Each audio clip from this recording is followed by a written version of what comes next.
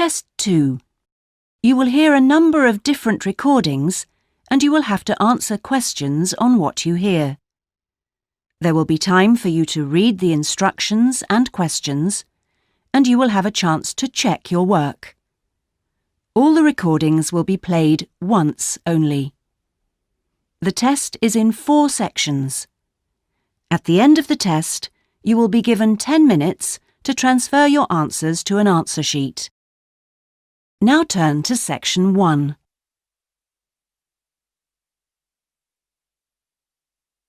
Section 1. You will hear a telephone conversation between a customer and a representative of an insurance company. First, you have some time to look at questions 1 to 5.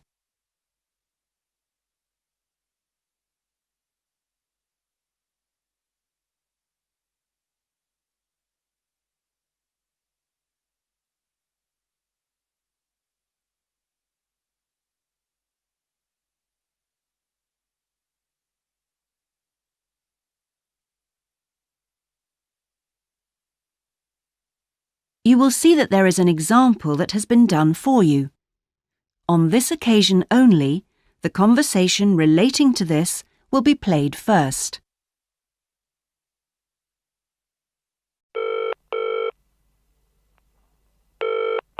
Hello? Motor Insurance Department? Oh, hello. I'd like to ask about insurance for my car. Yes, of course. I'll just take a few details. What's your name? Patrick Jones. The customer's name is Patrick Jones, so Patrick Jones has been written in the space. Now we shall begin. You should answer the questions as you listen, because you will not hear the recording a second time. Listen carefully and answer questions 1 to 5.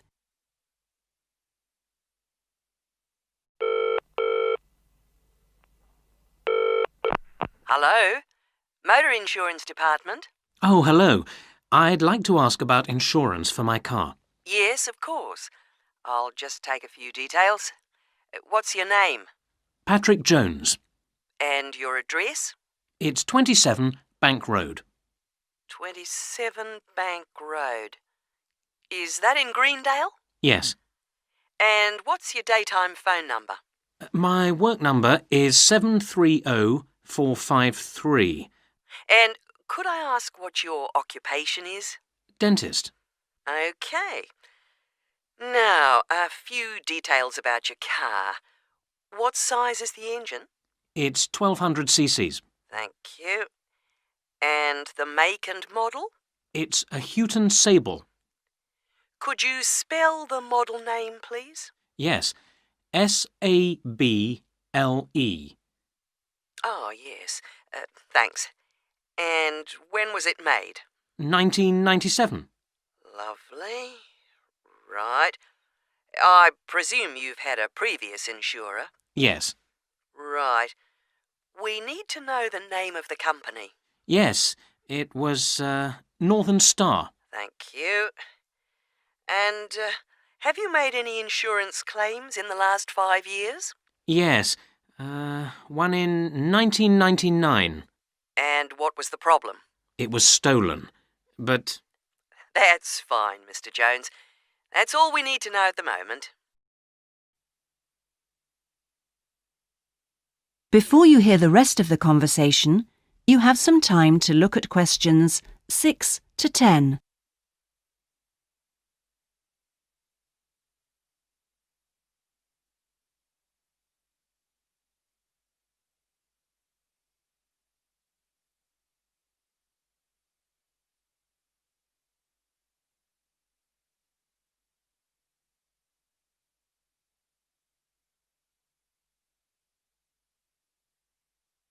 Now listen and answer questions 6 to 10. And will there be any other named drivers? Just the one. And his name? Simon Painter. Could you spell the surname, please? P-A-Y-N-T-E-R. OK. Thank you. And what relationship is he to you? He's my brother-in-law. And what will you or Mr. Painter be using the car for? Well, mainly for social use. Social use. Will you be using it to travel to work? Yes, sometimes. Travel to work. Anything else? No, that's it.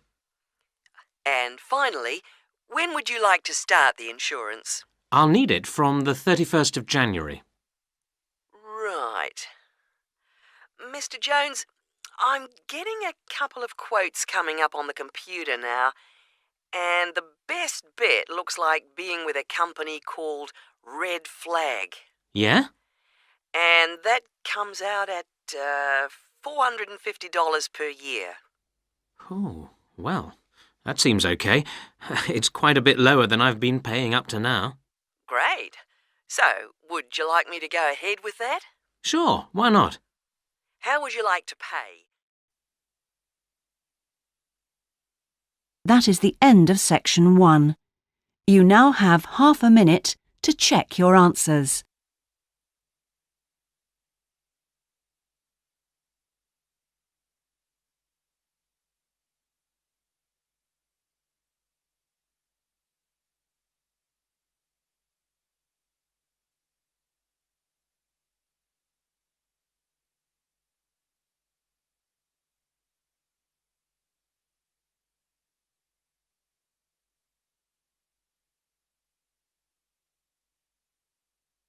Now turn to section 2.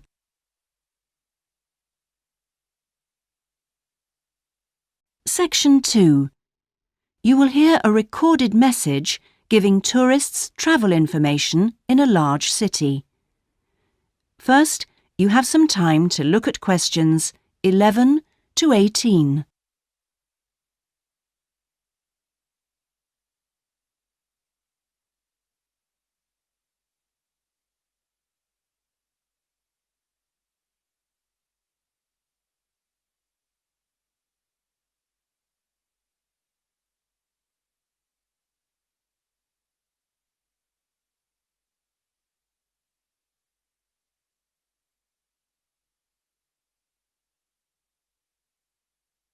Now listen carefully and answer questions 11 to 18. Thank you for calling the tourist line. There are many different ways of getting round the city, and we'd like to suggest some you may not have thought of. How about a city trip by boat? There are 4 main stopping points. From west to east, Stop A, Greenbanks, Stop B, City Bridge, Stop C, Roman Landing, and Stop D, Newtown. You can find the main booking office at Stop A. The first boat leaves at 8 a.m. and the last one at 6:30 p.m. There are also many attractions you can visit along the river. At Stop A, if you have time, you can visit the fine 16th century palace here, built for the king, with its beautiful formal gardens. It's very near the booking office. Now you can enjoy every corner of this superb residence. Stop B. Why don't you visit Tower Restaurant with its wide range of refreshments? This is a place where you can sit and enjoy the wonderful views over the old commercial and banking centre of the city. Stop C is the area where, in the 1st century AD, invading soldiers crossed the river. This was much shallower than it is now. That's why this area is called Roman Landing. There's an interactive museum to visit here, with a large shop which has a good range of local history books. At the furthest point of the trip, Stop D, the most exciting place to visit is the new entertainment complex with 7-screen cinema, bowling alley, and video games arcade. Before you hear the rest of the message, you have some time to look at questions 19 and 20.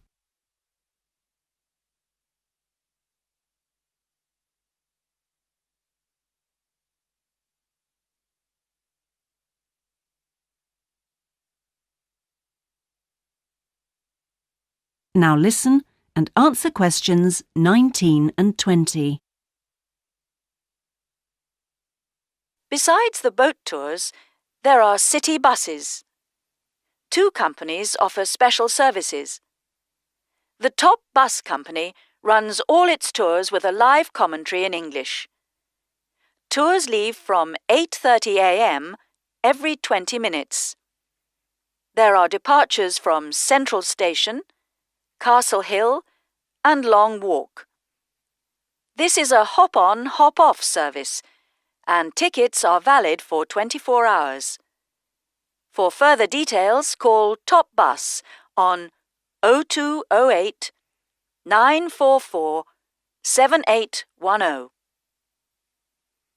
The number 1 sightseeing tour is available with a commentary in 8 languages. Buses depart from Central Station every 5 to 6 minutes from about 9 a.m., with the last bus at around 7 p.m. There are also number 1 services with an English-speaking guide. That is the end of section 2. You now have half a minute to check your answers.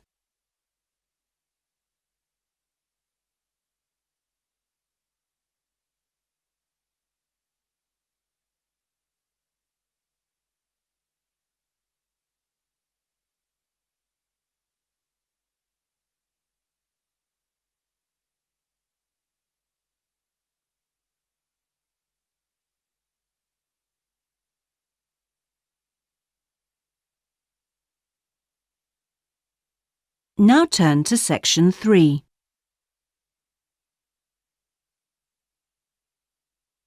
Section 3. You will hear a seminar with Dr. Martin Merriweather of the Antarctic Centre in Christchurch, New Zealand. First, you have some time to look at questions 21 to 26.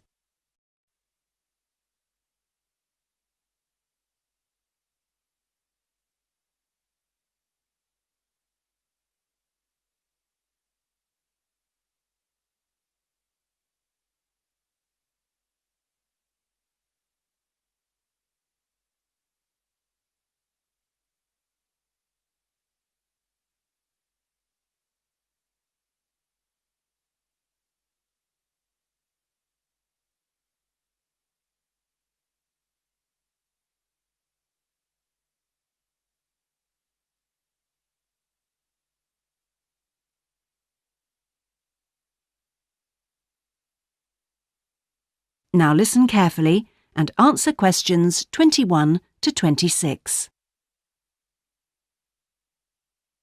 We're pleased to welcome Dr. Martin Merriweather of the Antarctic Centre in Christchurch, New Zealand, who has come along to talk to us today about the role of the centre and the Antarctic Treaty. Now, my first question is about the choice of location for the centre. Why Christchurch? Was it because of the climate? Well, actually, New Zealand is the second closest country to Antarctica, and Christchurch is often used on Antarctic expeditions. Right, so it's because of where we are, coupled with our historical role. So tell us, what is the main purpose of the centre? Oh, well, we have 2 complementary roles. One is as a scientific base for expeditions and research, and the other is as an information centre. Tell us something about the role as a scientific base. Well, we're able to provide information about what scientists should take with them to the South Pole. For example, the centre contains a clothing warehouse where expeditions are supplied with suitable clothing for the extreme conditions. I suppose you need a bit more than your normal winter coat. Yes, exactly. And then there's also the specialist library and mapping services. Right. And which countries are actually located at the centre? Well, the centre houses research programs for New Zealand, for the United States, as well as for Italy. There's even a US post office at the American Air Force Base here. Really? And what does the Visitors Centre offer? Well, since very few people will ever experience the Antarctic firsthand, the Visitors Centre aims to recreate the atmosphere of Antarctica. There's a mock campsite where you can see inside an Antarctic tent and imagine yourself sleeping there. And the centre also acts as a showcase for the unique international cooperation which exists in Antarctica today. What is it actually like at the South Pole? I know you've been there on a number of occasions. Yes, I have, and each time I'm struck by the awesome beauty of the place. It's magnificent, but you can really only visit it in the summer months. October to March. Yes, because it's completely dark for 4 months of the year. And, in addition, it has to be the coldest place on Earth. Colder than the North Pole? Why is that? Well, unlike the North Pole, which is actually a frozen sea, Antarctica is a landmass shaped like a dome, with the result that the winds blow down the slopes at speeds of up to 150 kilometres an hour. And that's what makes it so cold. Oh. And one other interesting thing is that Antarctica is the driest continent on Earth, surprisingly, and so you have to drink large amounts of water when you're there. How old is Antarctica? Oh, we're pretty sure it was part of a larger landmass, but it broke away from the rest of the continent 170 million years ago.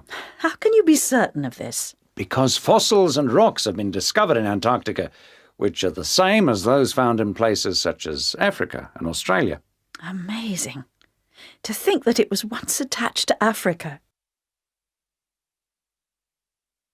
Before you hear the rest of the interview, you have some time to look at questions 27 to 30.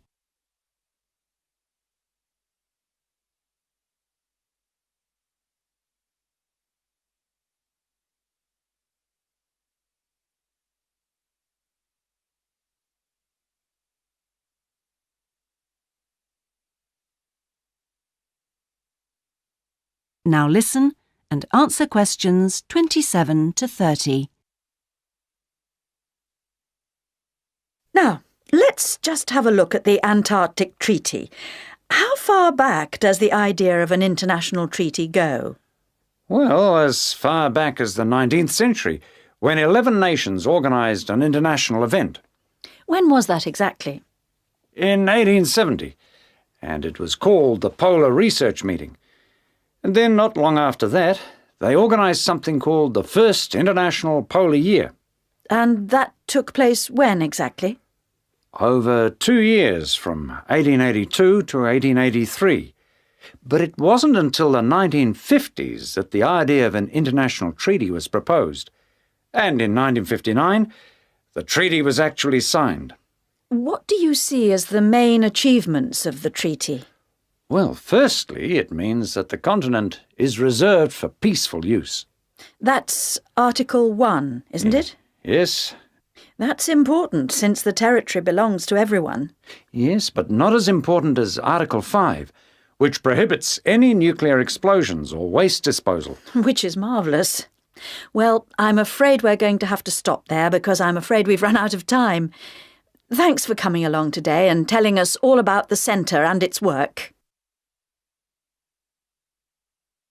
That is the end of section 3. You now have half a minute to check your answers.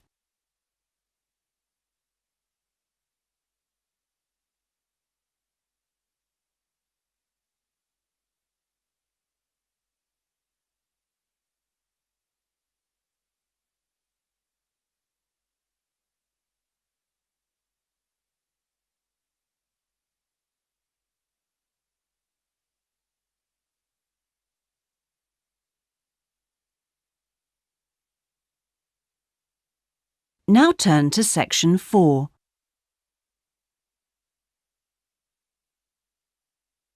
Section 4. You will hear a presentation given by a sports science student on her project on left and right-handedness in sport.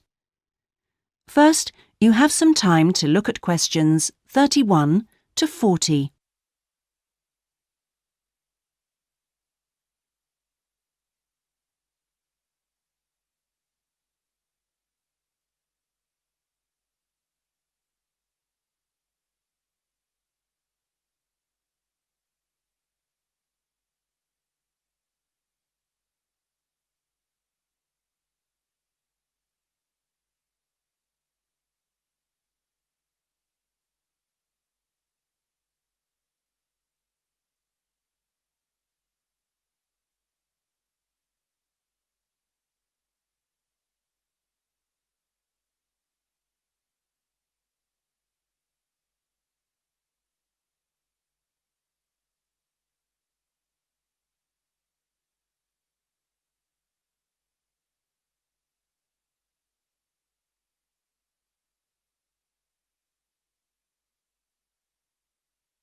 Now listen carefully and answer questions 31 to 40.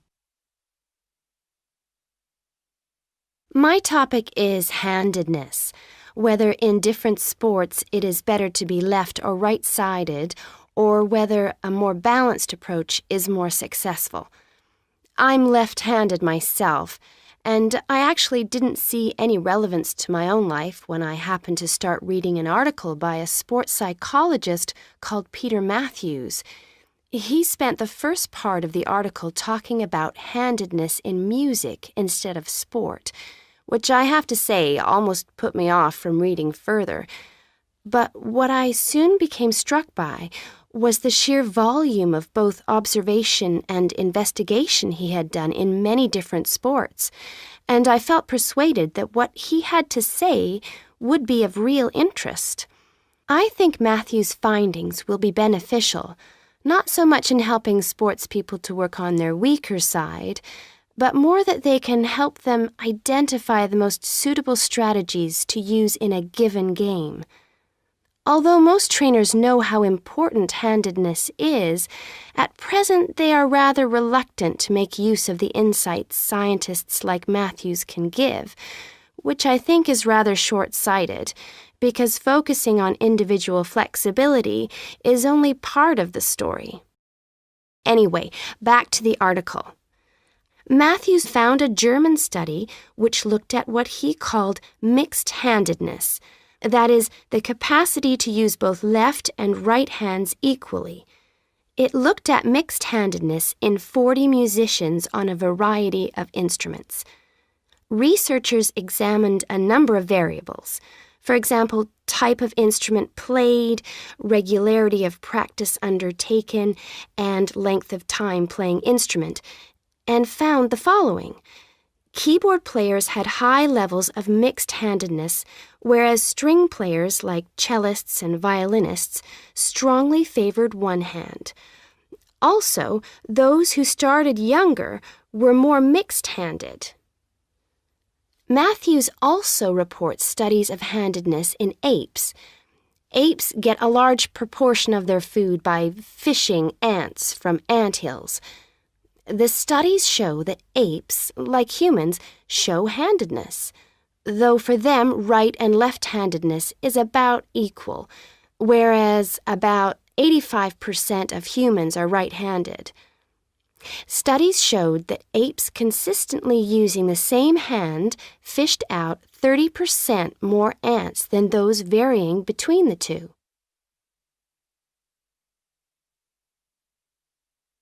Matthews started researching several different sports and found different types of handedness in each. By the way, he uses handedness to refer to the dominant side for feet and eyes as well as hands. Anyway, his team measured the hand, feet, and eyes of 2,611 players and found that there were really three main types of laterality. Mixed, you work equally well on both sides, both hand and eye. Single, you tend to favor one side, but both hand and eye favor the same side. And cross-laterality, a player's hands and eyes favor only one side, but they are opposite sides. Let's start with hockey. Matthews found that it was best to be mixed-handed. This is because a hockey stick must be deployed in two directions. It would be a drawback to have hand or eye favoring one side. An interesting finding is that mixed-handed hockey players were significantly more confident than their single-handed counterparts. Things are slightly different in racket sports like tennis. Here, the important thing is to have the dominant hand and eye on the one side. This means that there is a bigger area of vision on the side where most of the action occurs. If a player is cross-lateral, the racket is invisible from the dominant eye for much of the swing. It means that they can only make corrections much later, and often the damage has been done by then. And moving to a rather different type of sport, which involves large but precise movements, gymnastics. It's been found that cross-hand-eye favoring is best. The predominant reason for this is because it aids balance, which is, of course, absolutely central to performance in this sport. That is the end of section 4. You now have half a minute to check your answers.